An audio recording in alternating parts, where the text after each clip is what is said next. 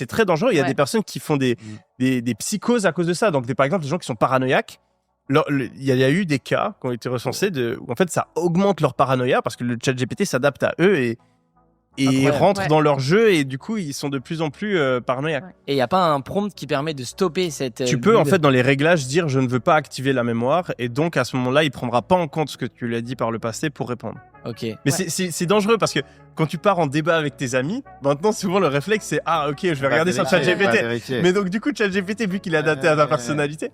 Et pourquoi en fait est-ce que c'est le cas? Les intelligences artificielles elles sont entraînées pour essayer de te satisfaire.